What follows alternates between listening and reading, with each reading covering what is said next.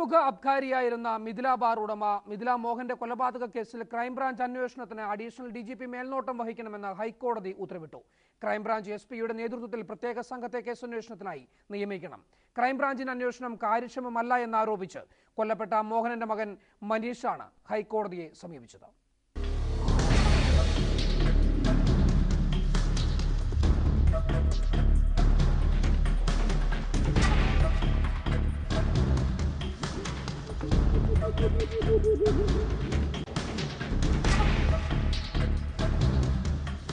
എരമല്ലൂരിലെ Mithila bar ഉടമയായിരുന്നു അബ്കാരിയായ Mohanan. Bar ഇടക്കാലത്ത് മോഹനൻ വാടകയ്ക്ക് നൽകിയിരുന്നു. എന്നാൽ വിദേശത്തുള്ള മകൻ മടങ്ങിയെത്തിയതോടെ വാടകയ്ക്ക് നൽകിയിരുന്ന ബാർ തിരിച്ചെടുത്ത് മോഹനൻ വീണ്ടും അബ്കാരി മേഖലയിൽ സജീവമായി തുടങ്ങി.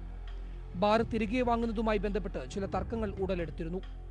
ഈ സമയത്താണ് മോഹനൻ വീടിനുള്ളിൽ വെടിയേറ്റ് കൊല്ലപ്പെടുന്നത്. മദ്യക്കച്ചവടത്തിൽ സജീവമായിരുന്ന മോഹനൻ പലർക്കും പണം കടം നൽകിയിരുന്നു.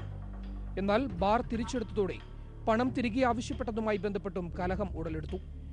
മദ്യലോബിയിൽപ്പെട്ട ആളുകൾ തന്നെയാണ് കൊട്ടേഷൻ സംഘത്തെ ഉപയോഗിച്ച് മോഹനനെ കൊലപ്പെടുത്തിയതെന്ന് പോലീസിന് പ്രാഥമിക അന്വേഷണത്തിൽ തന്നെ സൂചന ലഭിച്ചിരുന്നു. രാത്രിയിൽ കോളിംഗ് ബെൽ അടിച്ചതിനെ തുടർന്ന് വാതിൽ തുറന്ന മോഹനെ ഒരു സംഘം വെടിവെച്ച് കൊലപ്പെടുത്തുകയായിരുന്നുവെന്ന് വീട്ടുകാർ പറയുന്നു. കോളിംഗ് ബെൽ അടിച്ചു, അടിക്കുന്ന ശബ്ദം കേട്ടു. അപ്പോൾ മോള് രണ്ട് മൂന്നത്തെ മകൻ്റെ ഭാര്യ വന്ന് ജനല് തുറന്നു നോക്കി ആരാന്ന് ചോദിച്ചു. മോഹൻ സാറുണ്ടോ എന്ന് ചോദിച്ചു. അപ്പം അച്ഛനുണ്ട്, അച്ഛൻ ഇവിടെ ആരെ വിളിക്കണു എന്ന് പറഞ്ഞിട്ട് മോളകത്തേക്ക് പോയി. അപ്പോൾ അച്ഛൻ വന്ന് വാതിൽ തുറന്നു.